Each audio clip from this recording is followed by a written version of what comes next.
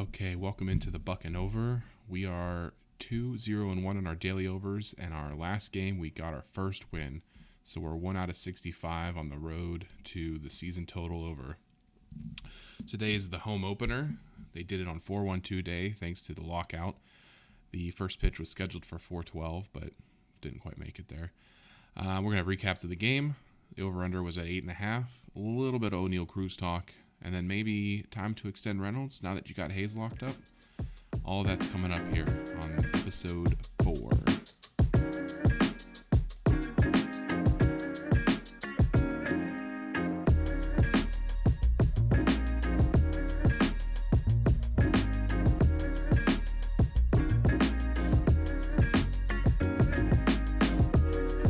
Okay, the Bucnover, episode 4.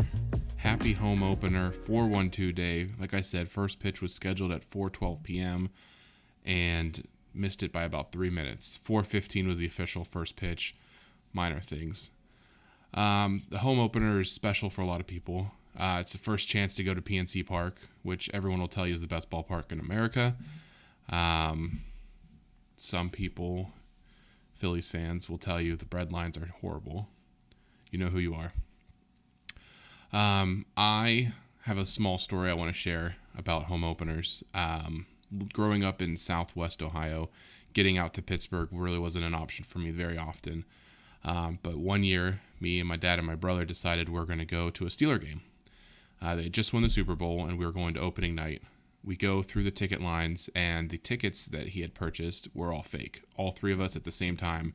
That, beep, just all three of us, sick to our stomachs, couldn't enjoy the rest of the night. Steelers won that game. But the story doesn't end there. He calls the guy up and he says, hey, these tickets were fake. And the guy was so embarrassed, he gave me and my dad free opening day tickets for the Pirates later that year. And with that, a home opener tradition was born. And we went for 10 years straight, 2010 to 2019. And of course, 2020 with the COVID. That kind of ended that, and we weren't able to go this year due to obligations, but hopefully next year we can get back to it.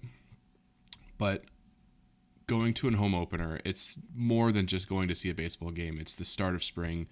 You get to see baseball again live in person. You smell the smells. You take in the sights. You hopefully see a few home runs. It's something more than just seeing a baseball game. For me, I've seen, like I said, we went to 10. I've seen everything from the lowly Pirates beating the Dodgers 11-5. I think Garrett Jones had 2 home runs that day. Everyone talks about the Corey Hart home run. They just picked him up out of nowhere, and he had a home run. Of course, you also have Neil Walker walking it off as the most, last time they played the Cubs on opening day. Those kind of moments are just, it's great. It makes you feel good. You're excited about the season, and it's great. I mean, I've also seen them lose 1-0 games to the Phillies and 7-1 games against the Rockies. But that's by that point, you're over. You're ready to go home at that point. So, but this year, like I said, obligations wasn't able to make it. He had a business trip, and I actually took my son to his second ever T-ball practice. So we're going to continue the love of the game on to the next generation. Don't ask me how the T-ball practice went. He's 4 years old. It's pretty much watching him sit in the grass. But we'll get there. Baby steps. For the game recap, like I said, the over-under was 8.5. Not much to talk about this game as far as run production. The over was never going to hit, especially, with the pitching performances from these pitchers. Bryan Reynolds hit a home run. That was exciting to see in the 8th.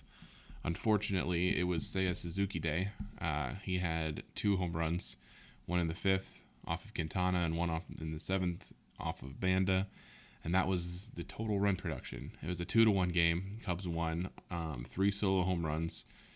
Very little small ball played today, as the long ball was present. Although Bryan Reynolds' home run was kind of a cheapie wall scraper, but hey, if it goes over, it counts.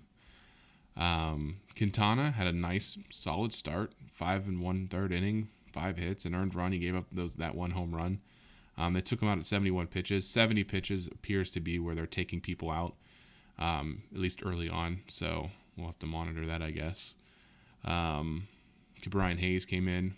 Another hit, very solid defensively. Looks like he's steady Eddie. He's just going to be every day, just, giving in that, as his dad called, professional effort. They interviewed him for about an inning and a half, and it was something else. Bednar was solid out of the pen. He came in and pitched the top of the ninth, I believe. No troubles with him. And also Stratton looked good too. He had an inning, a couple strikeouts. He looked very good. Some of the trouble spots though, yikes. Cole Tucker, man, 0 for 10, 3 strikeouts, yet to get a hit on the season. I mean, you got to let him try to work it out. At the same time, you got to try to put winners out there. I don't know if he's going to figure it out. He will. I mean, you can't go 0 for your whole season, can you? I mean, maybe he's going to try. We'll see. Keep putting him out there. Maybe give him a DH, work his hitting. Maybe throw him out there as a relief shortstop for Newman. I don't know. He's got to figure it. So he just needs to get a hit. He needs to get off the schneid. He needs to get going. Vogelbach and Satsugo looked completely lost. I think they pitched Vogelbach and Satsugo very similarly, down and away. I think there was one sequence where Vogelbach, they pitched every single pitch down and away, and he just looked at them all. He's like, I can't even hit that pitch, and he struck out, and that's what happens. Newman, his defense will keep him in the game. He's got good defense, but an 0 for 4 day for him at the plate. Which brings us to everyone's favorite prospect, O'Neal Cruz. Another 2 for 3 day in AAA. He seems to be doing just fine there. I did read, though, one counterpoint, which I found interesting. If you look at like the top 3, of course, Addison Rushman, Adley Rushman. That is a tough name. I'm bad with names if you couldn't tell already. If you look at the top 3, Bobby Witt, Julio Rodriguez, Spencer Torkelson, it is a small sample size. It is a couple days.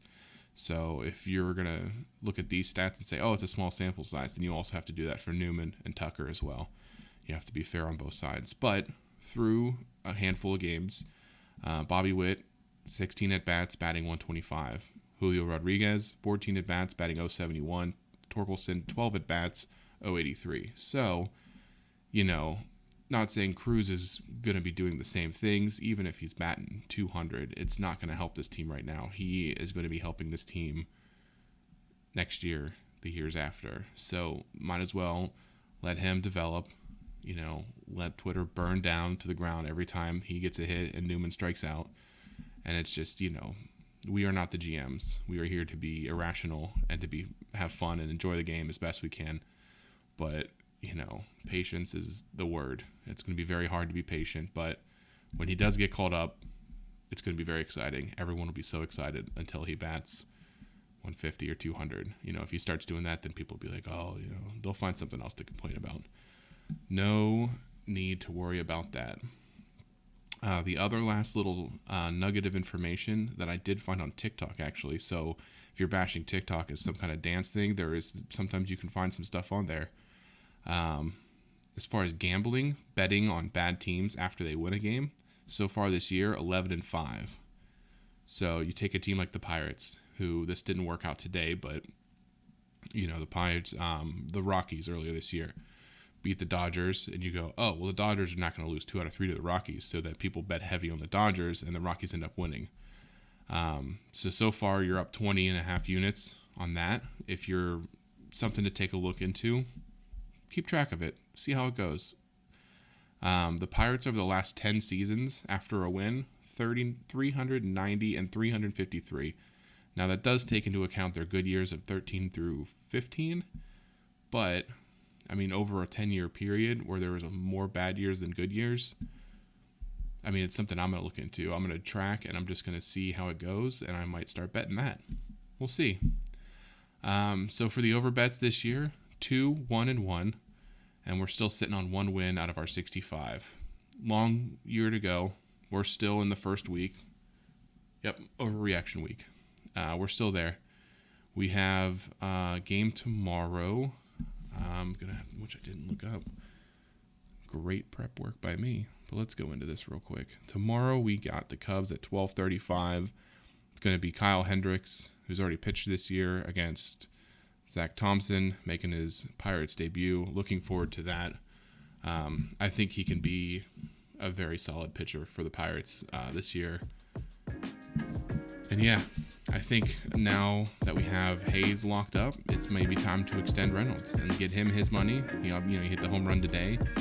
I don't think he's going anywhere. I think he's going to be a very solid bat, and it's time to start building the core. And it's time to start, as Bob Nutting said, he goes, I want to start putting money into MLB. Now, that's one thing to say and one thing to do it, but, it's very exciting to see this stuff come together. So, we didn't get the win today, but, with baseball, there's always tomorrow.